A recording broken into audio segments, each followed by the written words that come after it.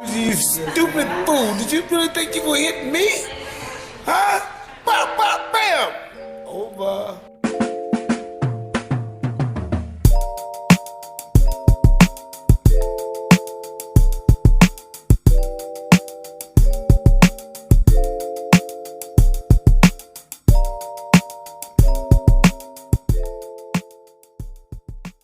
Situation was, they sent me some gloves over that I wasn't happy with, for reasons being I can't punch correctly in them and all that sort of stuff. So we asked for some other gloves and they made a bit of a scene over it. Then they sent us another pair of gloves and we used them and we liked them. This is Tyson's shit, and these are his bag, his sparring gloves that we've been sparring with. As you can see, there's no fucking padding in here, and all the padding's in the back of his fucking glove. Look at that shit. I could touch my other side of my finger with this shit, and there's shit falling out from the middle of the glove. Does he know who the fuck I am? He must not know, does he?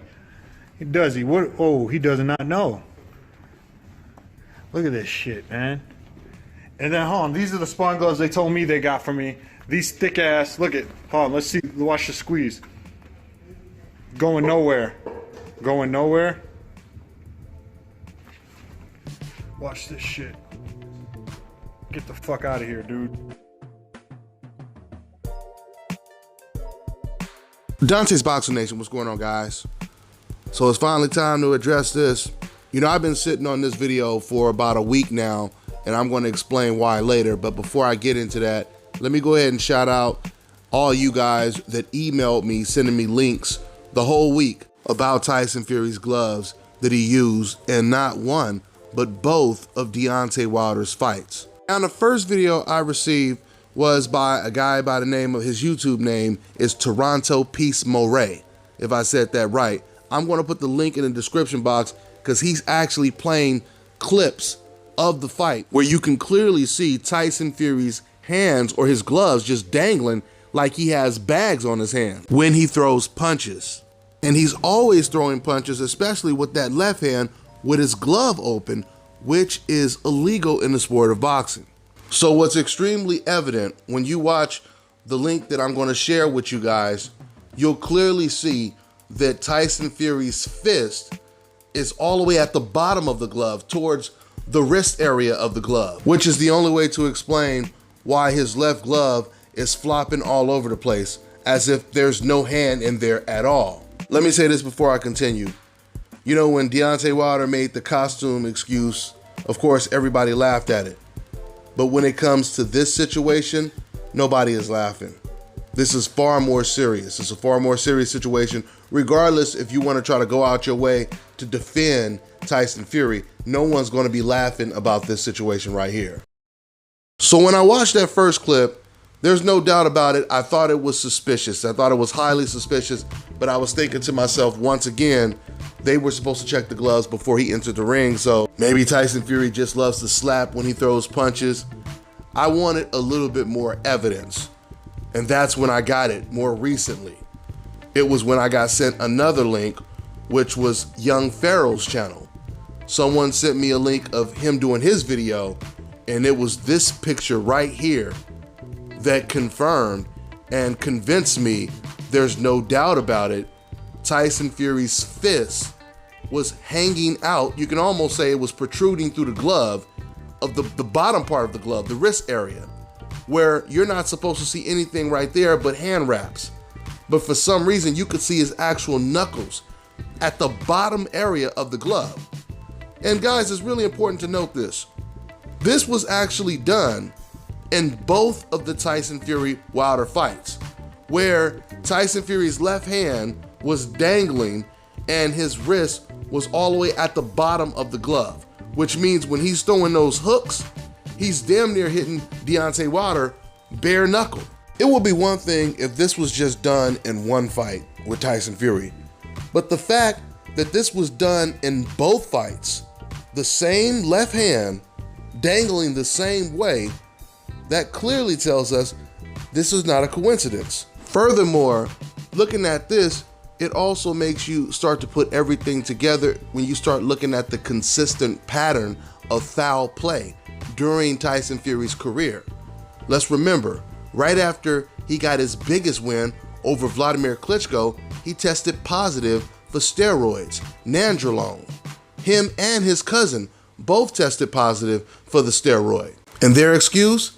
They both pulled the Canelo card, saying it was in the meat that they ate, some wild boar. Well, that wild boar got Tyson Fury banned from the sport for 2 whole years. So when you start putting together the pattern, there's no doubt about it, there should be an investigation. I mean, just think about this for a second. After Tyson Fury's biggest win of his career, he tests positive for PEDs. Now, after his second biggest win of his career, there's this controversy with these gloves. And it was done in both fights, where Tyson Fury was able to punch his opponent with no glove padding because his fists, once again, are all the way at the bottom of the glove, where you can actually see his knuckles. And then you guys see the clip that I keep playing in the background right now, where sparring partner Nicholas Asbury, he clearly proved that Tyson Fury's gloves had been tampered with. I mean, once again, when you're looking at all of this stuff and you're putting it together, it can't just be a coincidence that Tyson Fury, he tested positive for PEDs. His sparring partners are showing proof of his gloves being tampered with. And now we have these gloves that he's been using in both fights with Deontay Wilder. There needs to be a thorough investigation, because if the commission investigates this, they're going to get the best quality of images to show Tyson Fury once again punching with his fist coming out of the bottom of the gloves. You know, once again, when I first heard about this news and I seen Tyson Fury slapping, before I seen the image of his knuckles sticking out, I already start thinking, well, they do check the gloves before the fighters enter the ring. But after I seen the gloves, after I seen Tyson Fury's fist hanging out, that's when I started to say to myself, is it possible that they could have altered the gloves after the gloves were inspected? Because we don't get all of the access when it comes to Tyson Fury and Deontay Wilder's dressing room before the fight. So we don't know what's happening when we're not watching them. But there needs to be an investigation, because there's no way to explain why Tyson Fury's wrist is bending back at a 90-degree angle, and you can clearly see his fist sticking out of the area where you're supposed to see nothing but hand wraps. I've never seen anything like this before. And once again, Tyson Fury is lucky he has his Hope insurance. That's the reason why you don't see this story on any mainstream type of boxing sites. So we know this news is going to piss off, or already is really, really pissing off the decavs, because this is their biggest win. What they feel is their biggest win, at least in recent years. So they don't even care if it's true that Tyson Fury cheated. They just don't want it to come out. And speaking of them not wanting the truth to come out, the guy that brought this to light, the guy from Canada, I believe he's from Canada because his name is Canada Peace Moray, he's not even black. He's a white guy. And I believe he was the first person to bring this story to light. I could be wrong, but he was one of the first, if not the first. So, no doubt about it, there needs to be an investigation. Deontay Wilder, he needs to start the investigation himself. I'm sure he's already got word of this. I mean, if I got people sending me emails all week, surely Deontay Wilder, he knows about this right now. So, Team Wilder, they need to start that investigation. I mean, you plan with people's health when you're doing stuff like this. And once again, Tyson Fury is not a stranger to controversy. I mean, it's as if it's been following Tyson Fury his entire career as a boxer. So I'm gonna go ahead and wrap this video up. We'll see where this story goes. I'll keep following this story. But before I wrap this video up, I just wanna let you guys know, for anybody out there that's trying to grow your YouTube channel, you're looking to get more YouTube subscribers, go ahead and hit me up at Dante'sBoxingNation@gmail.com.